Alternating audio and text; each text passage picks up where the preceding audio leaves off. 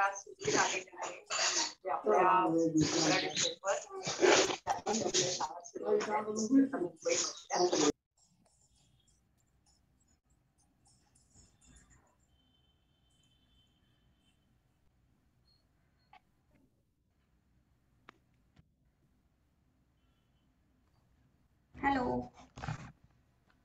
आवाज येतोय माझा? हो टीचर. हो मुलांना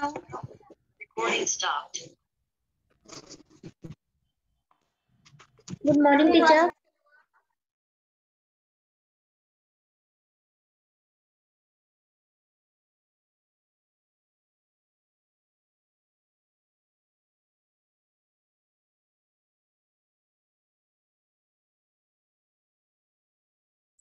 माईक सुरू करा.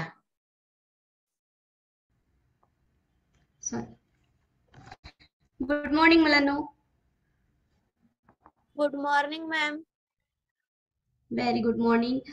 बृहन्मुंबई महानगरपालिकेच्या राज्यव्यापी ऑनलाईन अध्यापन प्रकल्पामध्ये आपलं सर्वांचं स्वागत आहे. आज आपण इयत्ता 7वीचा हिंदी सुलभार्थी हा विषय अभ्यासणार आहोत.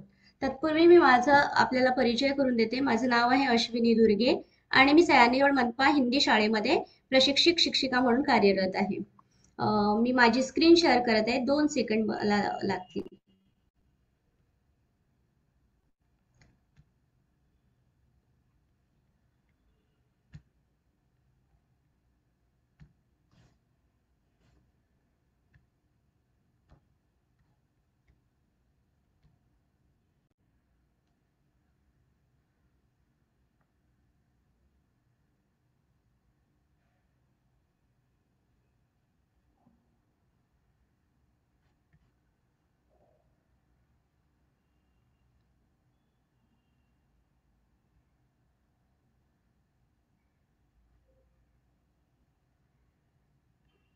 हॅलो, स्क्रीन दिसते माझी?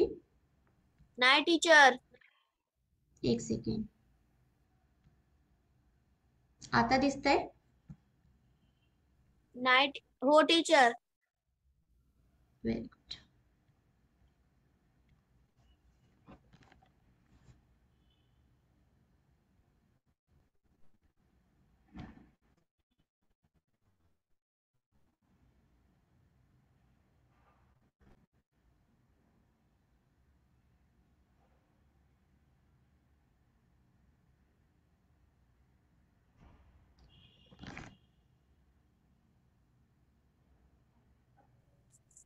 Teacher, your screen is black. Yes, yes. Slide शोला जा.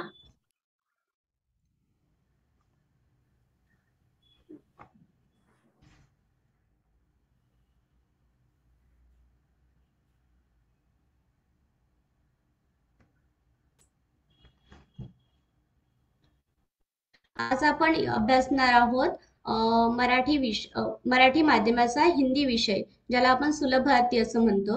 माझं नाव आहे अश्विनी गोविंदा दुर्गे आणि आज तारीख आहे 15/12/2021. आजचा सुविचार आहे. कोणी वाचेल का?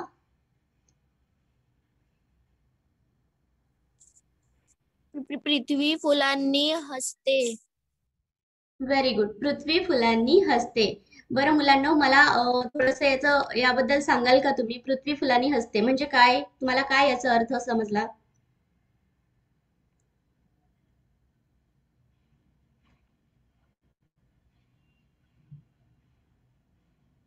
कोणी सांगेल का? पृथ्वी फुलांनी हसते.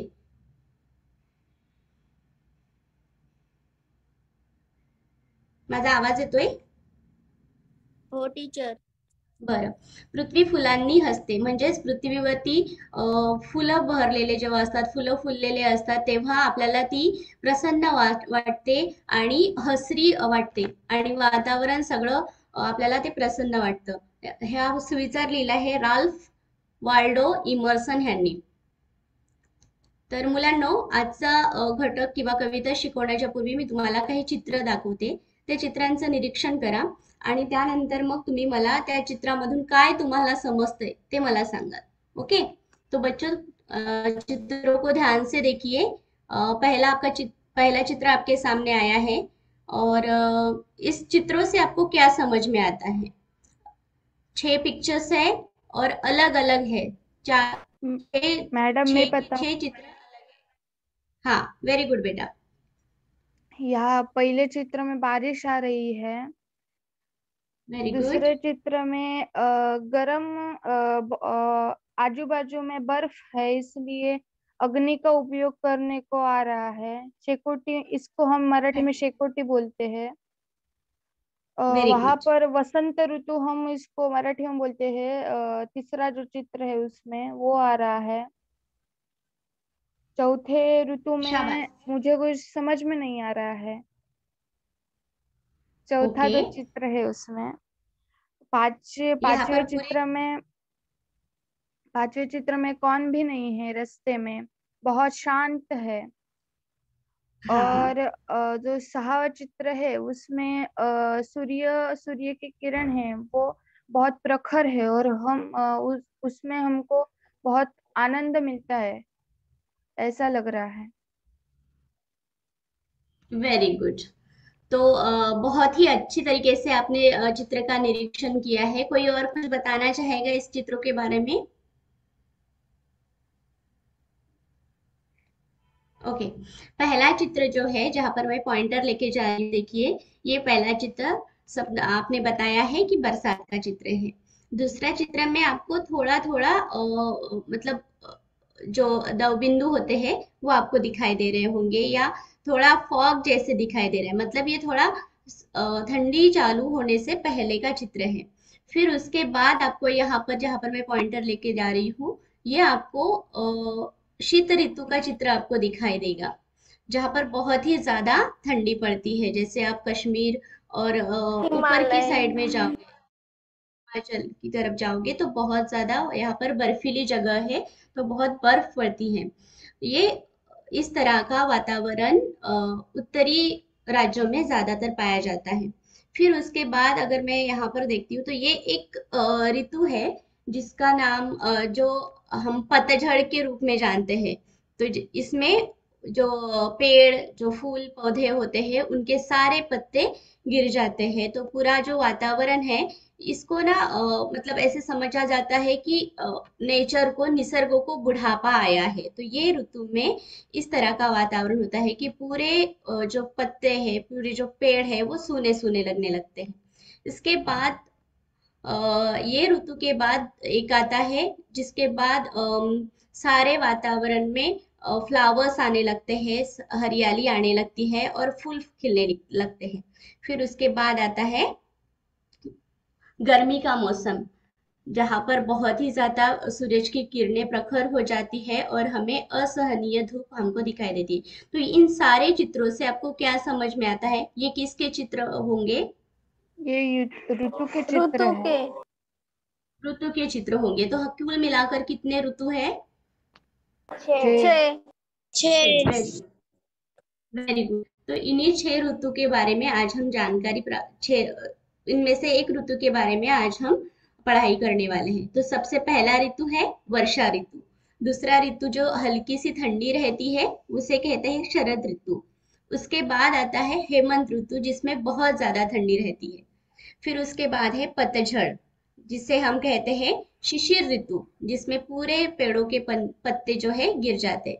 फिर आता है गिरने के बाद, पत्ते गिरने के बाद फिर से पत्ते आने लगते हैं, जिसे पत्ते या फूल आने लगते हैं, जिसे कहते हैं बसंत ऋतु। और सबसे लास्ट में आता है ग्रीष्म ऋतु, जिसमें बहुत ज्यादा ठंडी रहती है। तो मुझे बताओ बच्चों कि जो ऐसा कौन सा ऋतु है जिसमें बहुत सारे फूल फूलते हैं और बसंत। निसर्ग प्रसन्न रहता है? वेरी गुड, बसंत ऋतु। तो बसंत। आज हम ऐसे ही बसंत। आपकी कविता बसंत गीत, उसके बारे में आज हम पढ़ाई करने वाले हैं। इस कविता के कवि है चंद्र प्रकाश जी, और उनका उपनाम है चंद्र। चंद्र प्रकाश जी, चंद्र के बारे में कुछ हम जानकारी प्राप्त करेंगे। इनका जन्म 3 अक्टूबर 1957 को उत्तर प्रदेश के बुंदेलशहर में हुआ। उनकी कुछ रचनाएं हैं: ख्याल ऊपर और ऊपर, लघु कथा, टेलीफिल्म, बालगीत आदि। उनका परिचय है चंद्र प्रकाश जी चंद्र जी, कवि, लेखक, निर्देशक, अभिनेता, बहुप्रतिभा के धनी हैं। आपने विविध पत्र पत्रिकाओं में लेखन किया है। ये जो कविता है बसंत गीत, यह कविता में कवि ने बसंत ऋतु में होने वाले परिवर्तन, प्रभाव और प्राणियों में फैले उल्लास को दर्शाया है। इसका मतलब होता है कि जब वसंत ऋतु शुरू हो जाता है तब वातावरण में किस प्रकार के परिवर्तन होते हैं, उससे सजीव सृष्टि पर क्या प्रभाव होता है, प्राणियों पर, वनस्पतियों पर और हमारे मानव जीवन पर क्या क्या परिवर्तन होते हैं या प्रभाव पड़ते हैं, किस तरह का उल्लास हमको देखने को मिलता है, किस तरह का प्रसन्न वातावरण हमको देखने को मिलता है, इसके बारे में इस कविता में कवि जी ने बताया है। तो बच्चों, इसके पहले मैं आपको 6 ऋतुओं के नाम बताई हूँ। कौन कौन से हैं आप पढ़ोगे? मैं हाँ हाँ मैम। ग्रीष्म ऋतु, वर्षा ऋतु, शरद ऋतु, ऋतु, वर्षा ऋतु, शरद ऋतु, हेमंत ऋतु और शिशिर ऋतु। शिशिर ऋतु, वेरी गुड। ये 6 ऋतु है और ये 6 ऋतुओं को किस तरह से अपने साल के 12 महीनों में बांटा गया है, इसका ऋतु चक्र आपको यहाँ पर दिखाई दे रहा है। ज्यादातर 3 मौसम हमारे देश में 3 मौसम पाए जाते हैं, जैसे गर्मी, बरसात और सर्दी का या शीत ऋतु जिसे हम कहते हैं। ये 3 मौसमों में हमें 6 ऋतु दिखाई देते हैं और ये 6 ऋतु किस तरह से कौन कौन से महीने में आते हैं, इसकी पूरी जानकारी इस ऋतु चक्र में बताई गई है। तो बच्चों, आज हम ये कविता सुनने वाले हैं। यूट्यूब पर मुझे ये कविता मिला है, बहुत ही अच्छी तरह से संगीतबद्ध किया है, तो आप इसको सुनो, उसके बाद हम कविता का डिस्क्रिप्शन देखेंगे।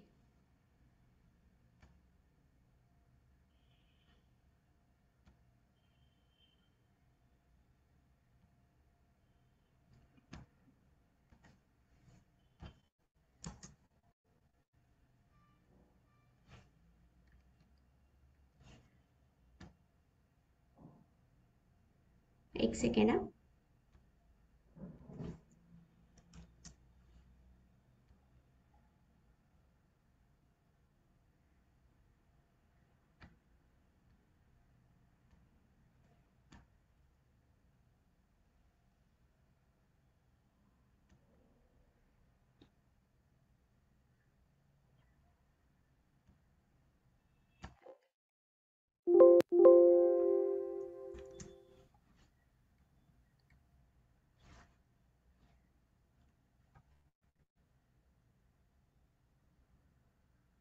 मैडम, थोड़ा वीडियो शेयर करताना प्रॉब्लेम होते हैं, थोड़ा पॉज करते हैं का? ये कविता जो है, ये कविता में लिखा गया है, सजी आयो रे ऋतु बसंत सजी आयो रे, अजी गाओ रे बसंत सजी आयो। इसमें सजी का अर्थ होता है सज कर। सजी का अर्थ क्या है? सज कर। सजी आयो रे ऋतु बसंत सजी आयो रे, इसका मतलब होता है कि ये जो ऋतु बसंत आया है वो किस तरह से आया है? सज कर आया है। इसका मतलब, सज कर मतलब जैसे हम सजने के लिए बहुत सारे गहनों का इस्तेमाल करते हैं, तो जो हमारा पर्यावरण है, वातावरण है, निसर्ग है, वो सजने के लिए फ्लावर्स, पेड़ पौधे, हरियाली, इसका इसमें इस तरह से ये सजती है धरती हमारी।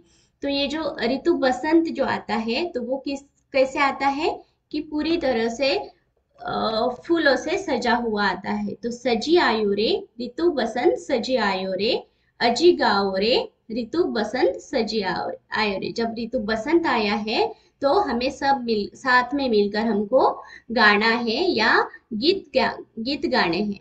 तो सजी का अर्थ है कविता में सच कर, और आयो का मतलब होता है आया।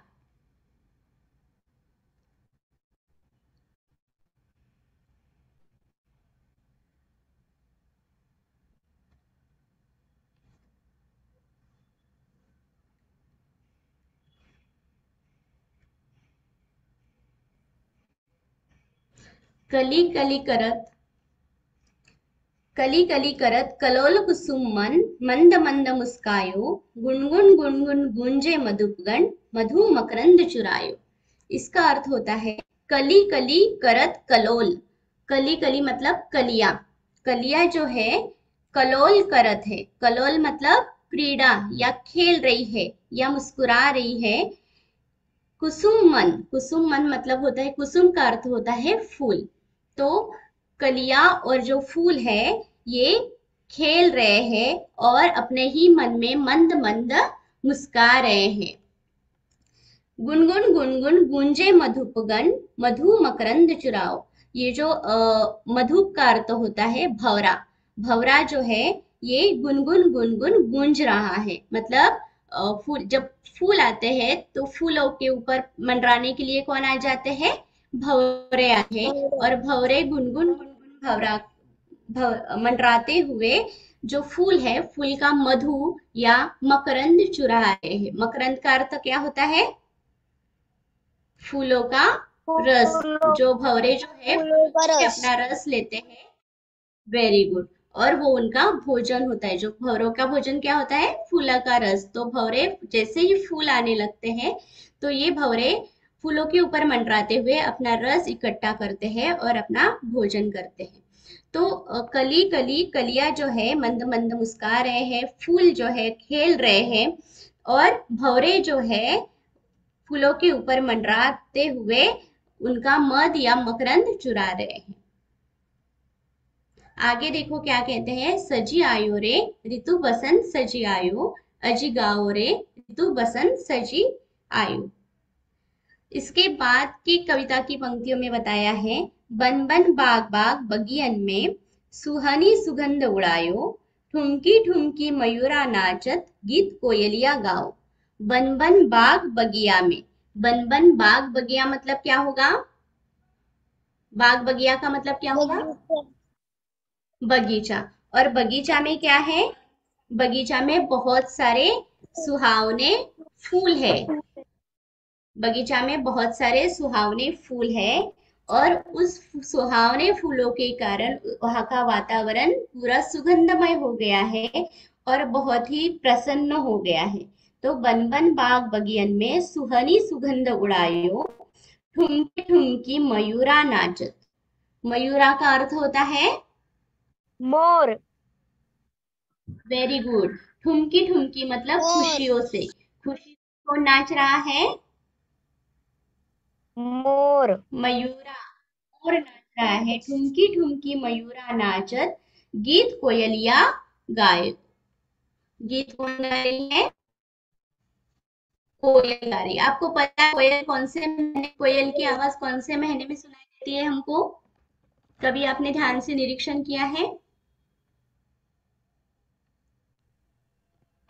कोयल की आवाज बरसात। हमको मार्च मार्च महीने से लेकर हमको मई के आखिरी तक सुनाई देती है। तो इसी मौसम में ये बसंत ऋतु रहता है। तो ये जो कोयलियां है, बाकी पूरे साल भर हमको कोयल कोयल की आवाज सुनाई नहीं देती। सिर्फ आप ध्यान से देखोगे तो, ध्यान से सुनोगे तो जो मार्च महीना है, मार्च से शुरुआत से लेकर जून जून के शुरुआत तक कि हमको कोयल की आवाज सुनाई देती है। तो कोयल भी क्या कर रही है? गा रही है। बाग जो है, बाग में सुंदर फैला हुआ है, मयूरा खुशी से नाच रहा है और कोयलियां गा रही है। तो इस तरह से वातावरण में वसंत ऋतु आने से बहुत ही अच्छा प्रसन्न वातावरण बन गया है। सजी आयो रे ऋतु बसंत सजी आयो, अजी गायो रे ऋतु बसंत सजी आयो। पीली पीली सरसों फूली अरूप और अमवा पे छायो, हरी हरी मटर बिछोने ऊपर अमित रंग बरसायो।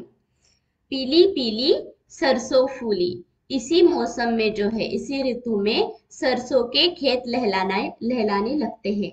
आपको पता है, आपने देखे हैं सरसों के खेत या सरसों के फूल? हाँ देखे हैं। जी। कौन से कलर के होते हैं? पीले। Very good. पीले पीली सरसों फूली अरु और अम्बा पे छाए। अरु का अर्थ होता है और, पीली पीली सरसों फूली और बौर अमवा पे छायो। बौर अमवा पे छायो का मतलब ये आपने चित्र में देखा होगा, आम पर क्या आ जाता है, बहार आ जाती महुरा। है या स्त्री आ जाती है, बहुरा। Very good. तो आम के पेड़ पे पूरे आम, जितने भी वातावरण में आम के पेड़ रहते हैं निसर्ग में, परिसर में, उस पे क्या आ जाता है, बौर आ जाता है। तो अमवा, अमवा मतलब आम, अमवा का अर्थ होता है आम। तो पीली पीली सरसों फूली है, उसके बाद आम के पेड़ पर बौर छाया हुआ है, और हरी हरी मटर बिछौने ऊपर अमित रंग बरसायो। वातावरण में हरी हरी मटर आ जाती है, तो उसके कारण पूरा पूरी धरती जो है, धरती और पूरा जो निसर्ग है वो हमें हरा हरा दिखाई देने लगता है। तो अमित का मतलब असीमित होता है। ऊपर अमित, अमित रंग बरसायो मतलब हमें हरा हरा असीमित रंग हमको दिखाई देने लगता है। सजी आयो रे ऋतु बसंत सजी आयो, अजी गाओ रे ऋतु बसंत सजी आयो। तो ये हमारी पूरी कविता है। आपके पृष्ठ क्रम, आपके हिंदी सुलभ भारती की किताब में पेज नंबर 39 पर आपको ये कविता है, और ये कविता को आपको याद करना है। इसका एक वीडियो रिकॉर्डिंग भी है, जब ये मैं यूट्यूब पे डालूंगी तो साथ में ये वीडियो भी वहां पर प्ले होगा, आपको उसको याद करने में आसानी हो जाएगी। तो आपको फिर से एक बार मैं कविता पढ़ के बताती हूँ। सजी आयो रे ऋतु बसंत सजी आयो, अजी गाओ रे ऋतु बसंत सजी आयो, कली कली करत कलोल कुसुम मन, मंद मंद मुस्कायो, गुनगुन गुनगुन गूंजे मधुपगण, मधु मकरंद चुरायो। सजी आयो रे ऋतु बसंत सजी आयो, अजी गाओ रे ऋतु बसंत सजी आयो। इसके आगे की लाइन कौन पढ़ना चाहेगा?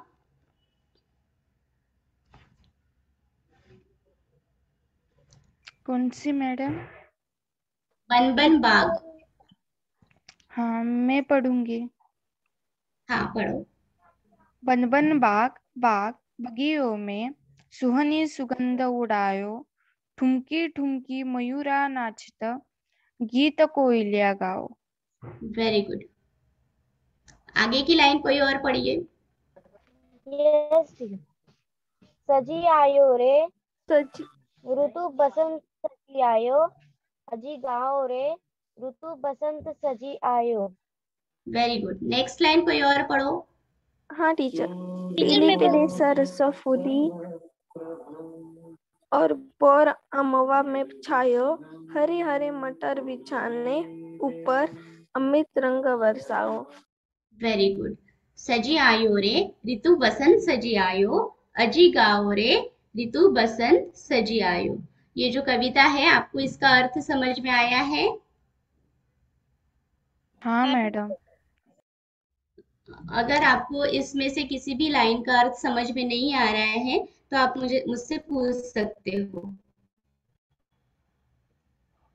या हाँ। किसी शब्द का अर्थ नहीं समझ में आता है तो आप उसको मुझे बता सकते हो। यहाँ पर जो कठिन शब्द आए हैं शब्द वाटिका में, उसका हम एक बार अवलोकन करते हैं।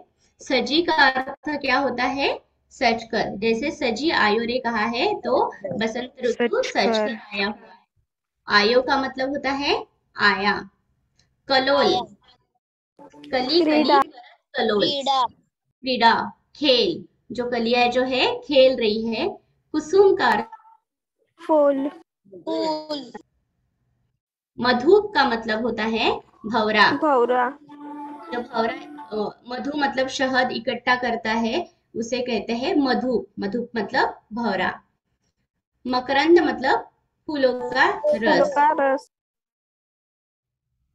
ठुमकी, खुशी से। खुशी से।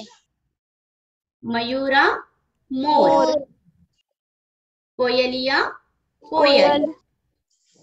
अरु का अर्थ होता है और और बौर मतलब बहार। आम बहार। के ऊपर जो आम बहार। की मंजरी।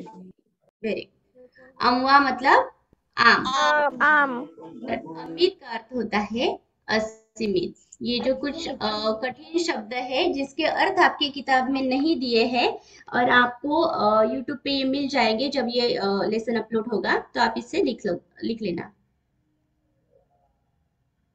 उसके साथ आपको कुछ रिक्त स्थान बताए हैं, इसमें आपको फिल करना है। क्या आएगा देखो, पहला है सजी आयो रे ऋतु,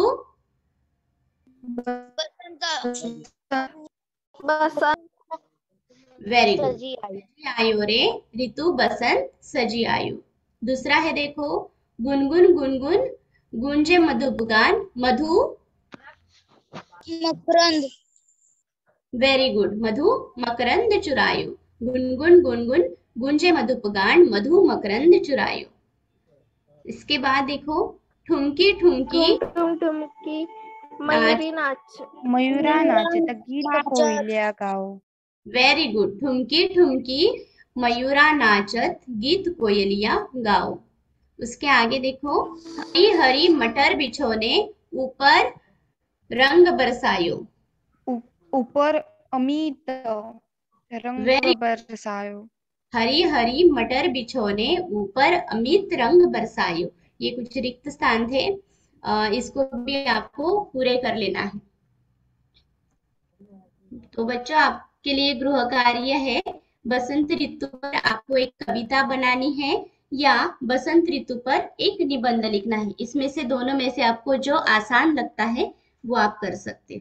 ठीक है, थैंक यू।